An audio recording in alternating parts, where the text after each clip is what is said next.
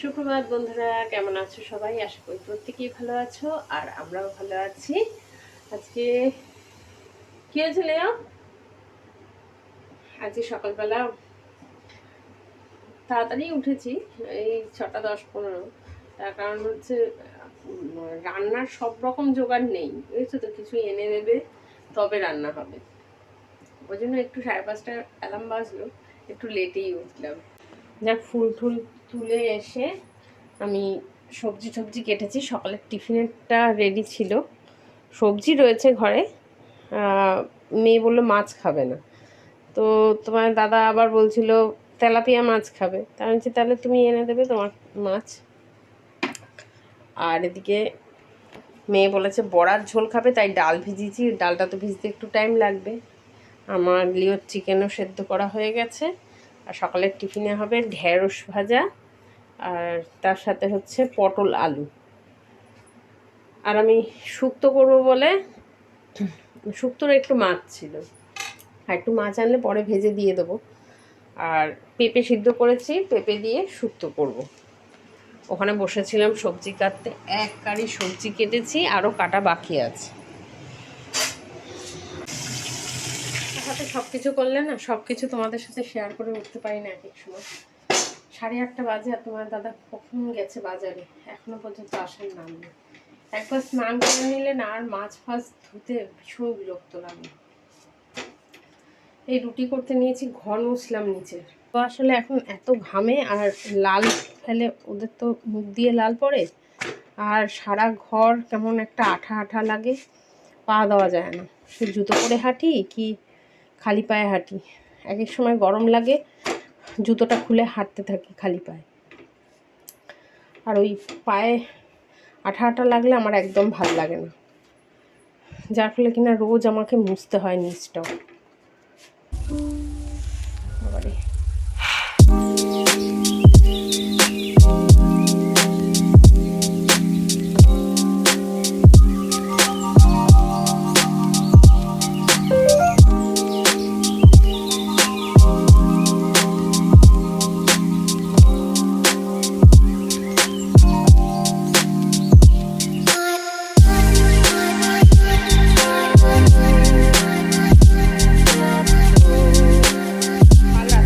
দাদা বলেছে আজকে ছুটির দিন, এখানে যাতে বসতে পারি, জায়গাটা পরিষ্কার করে রাখবে। তো তোমরা তো দেখো রোজই আমি এই জায়গাটাকে গোছাই, আর আমার মেয়ে এখানে বসে বসে জায়গাটায় এলোমেলো করে রাখে। কিছু করার নেই, বললে তো কথা শুনতেই হবে। এত কিছু করার পরেও শুনতে তখন খারাপ লাগে ঠিকই, কিন্তু ছেলে মেয়ে ভুল করলে মায়েদেরই কথা শুনতে হয়, এই হচ্ছে ব্যাপার। কয়েকদিন ধরেই ভাবছিলাম কিছু কথা তোমাদের সাথে শেয়ার করব, কিন্তু সে কথা আর বলে ওঠা হচ্ছে না সময়ের অভাবে। তো যাই হোক, আজকে কিছুটা সময় পেয়েছি তোমাদের বলি যে অনেক ভিউয়ার্স বন্ধু আছো যারা আমার চ্যানেল ভিজিট করছো, তারা অ্যাকচুয়ালি নর্মাল নয়, তারা ব্লগার। তো তারা আমার চ্যানেলটা সাবস্ক্রাইব করে ভাবছো যে তোমার চ্যানেলেও আমি ঢুকে সাবস্ক্রাইব করব। তো সেটা না, ভুল ভাবছো, ঠিক আছে? তো যখন দেখছো 1-2 দিন হয়ে যাচ্ছে আমি তোমার চ্যানেলটায় ঢুকে সাবস্ক্রাইব করছি না, তখন তোমরা আবার আমার চ্যানেলটা আনসাবস্ক্রাইব করে বেরিয়ে যাচ্ছ। তো আমার যেটা বক্তব্য সেটা হচ্ছে, যে চ্যানেলটা সাবস্ক্রাইব করবে মনে করবে, যে চ্যানেলটা দেখবে মনে করবে, সেই সাবস্ক্রাইব করো। অযথা শুধু শুধু সাবস্ক্রাইব করে ভেবো না যে আমিও তোমার চ্যানেলে ঢুকে সাবস্ক্রাইব করব। দেখো, আমাদের নিজেদের সংসার করে তবে একটা চ্যানেল মেনটেন করা, আর তারপরে অন্য চ্যানেল দেখার সেরকমভাবে সময় হয়ে ওঠে না। হ্যাঁ, তুমি যদি চাও যে তোমার চ্যানেলটা সাবস্ক্রাইব করে দিলে তুমি খুশি, বাট আমার চ্যানেলটা সাবস্ক্রাইব করার শুধু শুধু কোনো প্রয়োজন নেই। আমি চাই আমার চ্যানেলে যদি ভিজিট করো রেগুলার, তবেই তুমি সাবস্ক্রাইব করো। আদারওয়াইজ আমার চ্যানেলটা কিন্তু সাবস্ক্রাইব করে সাবস্ক্রাইবার আমার বাড়ানোর প্রয়োজন নেই। আমি চাই আমার ভিডিওটা সবার মধ্যে ছড়িয়ে পড়ুক। এখন সাবস্ক্রাইব করাটা একটাই কারণ, সেটা হচ্ছে রেগুলার আমি টাইম মতো ভিডিওটা ছাড়লে পরে তোমরা যাতে প্রথমে আমার ভিডিওটা পাও, যার ফলে কিনা সাবস্ক্রাইব করা। আর যারা ভাবছো শুধুমাত্র সাবস্ক্রাইব করে শুধুমাত্র সাবস্ক্রাইবার বাড়াতে, তাহলে আমি তার চ্যানেলে ঢুকে অবশ্যই সাবস্ক্রাইব করে দেব, তাতে যদি তার সুবিধা হয়। কিন্তু আমার চ্যানেলটা সাবস্ক্রাইব করে একবার যখন আবার মনে হচ্ছে যে না, এই দিদি আমার চ্যানেলটা সাবস্ক্রাইব করছে না, তখন আবার চ্যানেল থেকে বেরিয়ে গিয়ে আনসাবস্ক্রাইব করে দিচ্ছ, এতে আমার খারাপ লাগছে। ঠিক আছে? তো তাদের উদ্দেশ্যেই বলা, যদি চ্যানেলটা ভিজিট করতে না পারো চ্যানেলটা সাবস্ক্রাইব করো না। ঠিক আছে? তো এটাই বলবার ছিল। তো চলো, তোমাদের সাথে কথা বলতে বলতে আমার এই মেয়ের বই খাতাগুলো গোছানো হয়ে গেল। কোনো খারাপভাবে নিও না আমার কথাটা, আমি কিন্তু কোনো রকম ডিমোটিভেট করার জন্য কোনো কথা বলিনি। আমি খুব পজিটিভ মাইন্ডের মেয়ে, তো পজিটিভলি আমি কথাটা বলেছি। চ্যানেলটা কিন্তু এত সহজে দাঁড়ায় না, অনেক সময় লাগে, অনেক ধৈর্য লাগে। যদি ভাবো আজকে চ্যানেলটা খুলে কালকেই অনেক লোক আমার সাবস্ক্রাইব করে দিই, 1000টা সাবস্ক্রাইব হয়ে গেলেই বোধহয় আমি দাঁড়িয়ে যাব, আমার ইনকাম এসে যাবে, তো সে কিন্তু খুব ভুল ভাবছো। ঠিক আছে?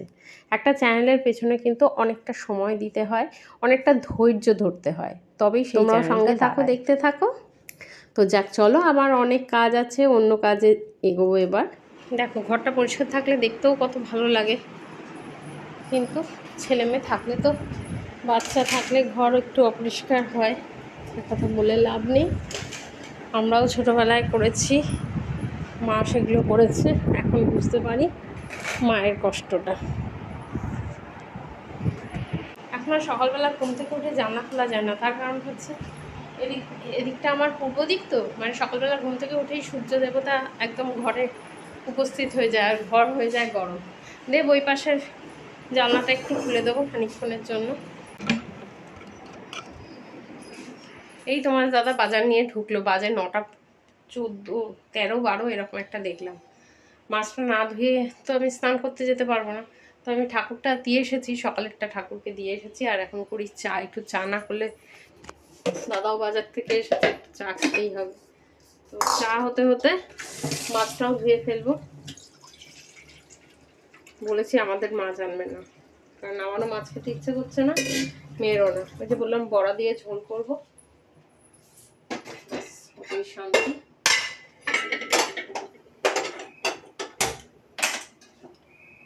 চায়ের জল ফুটুক। এটা পেঁয়াজ মেয়াজ সব এর সাথে নিয়ে এসেছে, কি বলবো বলো।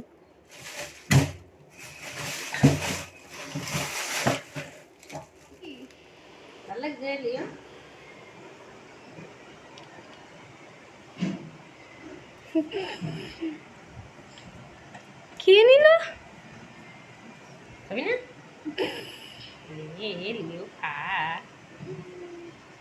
তুই নিম পাতা খাস তো তিতো লাগে না? এটা কি তিতো লাগছে বল? হুম, কেউ তো নিম পাতা তিতো লাগে না, এটা তিতো লাগে বল? হুম,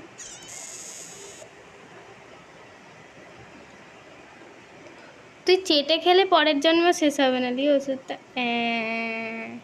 গলা দিয়ে দাও না। আমার ঝেন্টু শোনা যা, ওই দেখতে পার করে নিয়ে এসছে আবার। লোলো ভোকাকে লালা ঝোলা বেরিয়ে ছোনা ছোনা হয়ে গেছে, আর বেরোবে না। চলো জল খাবে, চলো তোমার কচু বলা।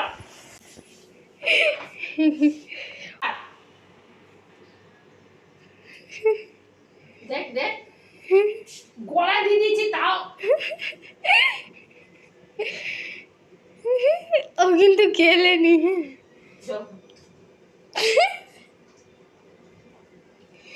আর বেরোচ্ছে না, আর বেরোবে না, নিও জল খা, জল খা, চলে যাবে, ভুলে যাবে তো জলে ওষুধ খা, পিঠ হয়ে যাবে একদম।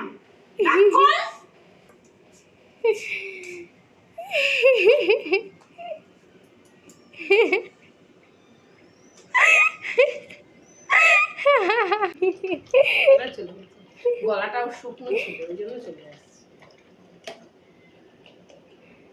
ঘন্ট পাচা, একদম ঘন্ট পাচা। বাটারটাই বাটারটাই বাটারটাই বাটারটাই বাটারটাই। আমাদের এই গরমে গেছে কারেন্ট, আর আমি রান্নাঘরে জানলাটা দিয়েছি খুলে, কারণ চিমনি চলছে না। আর তোমার দাদা উপর থেকে ফোন করে বলছে কারেন্ট গেছে জানো। আমি না জানি না, ভাগ্যিস তুমি বললে। আসলে ওয়াইফাইটা বন্ধ হয়ে গেছে তো, ওই জন্য। চেঞ্জারটা ঘুরিয়ে দিই।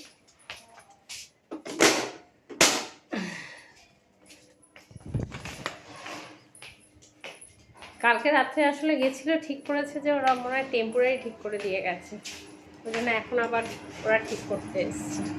আমি এতক্ষণ ঘোরাইনি জানো এসিটা, এই চেঞ্জারটা, যেই চেঞ্জারটা ঘোরালাম অমনি কারেন্ট এসে গেল, কারণ মাথাটা গরম হয়ে গেল, জাস্ট ঘুরিয়ে গেলাম। আমি জানি বেশিক্ষণ লাগবে না, চলে আসবে, ওই জন্য আমি আর ঘোরাইনি, ওটা বিরক্ত লাগে আমার ঘোরাতে।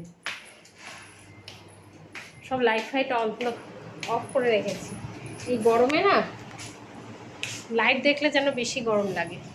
আমি অন্ধকারে দিব্য রান্না করছি।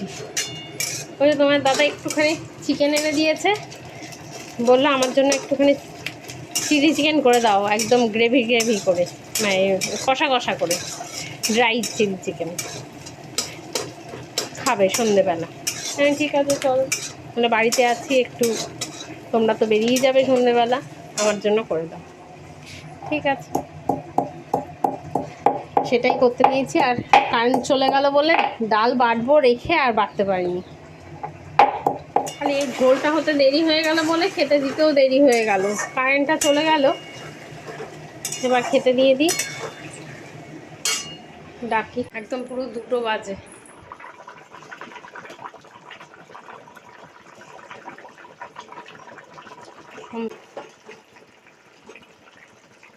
তাড়াতাড়ি নিয়ে গেছে, রোহনকে দেবো। নিতে আসতে 5 মিনিট দেরি করলো, ওই জন্য। তোমার যদি 9:30 বেজে যায় আর আমার ছুটি, ধরো সে 10টায় ছুটি দিল, তবে তো আমি চলেই যাবো। আকাশ স্কুল তারপরে যাবি? বেরিয়েছিলাম, মেয়ে নাচের স্কুল গেল, আর আমার ছিল স্কুলে একটা মিটিং, আর তারপরে মেয়ে যাবে আঁকার স্কুলে। এই সমস্ত কাজ সেরে বাড়ি ফিরতে ফিরতে অনেকটাই রাত হয়ে যাবে, মোটামুটি 11টা তো বেজেই যায় আমার শুক্রবার। আর কালকে যেহেতু শকুন্তলা মায়ের পুজো, তো ভাবলাম তোমাদের সাথেও একটু শেয়ার করি। আর এত সুন্দর করে সাজানো হয়েছে এবছর 135তম পুজো, তো তাই জন্যই তোমাদের সাথে একটু শেয়ার করলাম, মন্দিরটা একটু দেখতেও এসেছিলাম। তো যাক, কালকে মাকে নিয়ে আসবে যখন নিশ্চয়ই তোমাদের সাথে ভিডিওটা শেয়ার করব। তো চলো বন্ধুরা, আজকের মতো ব্লগটা এখানেই এন্ড করে দিচ্ছি। টাটা, গুড নাইট, প্রত্যেকে ভালো থেকো, সুস্থ থেকো। আগামীকাল আবার একটা নতুন ব্লগ নিয়ে দেখা হবে তোমাদের সাথে। আর আজকে ভিডিওটা কেমন লাগলো অবশ্যই কমেন্টের মাধ্যমে জানিও। আর শকুন্তলা কালী মন্দিরের পুজো কিন্তু অনেক বছরের পুজো, আমি গত বছরও তোমাদের সাথে শেয়ার করেছিলাম, আর এবছরও করব। তো চলো, গুড নাইট।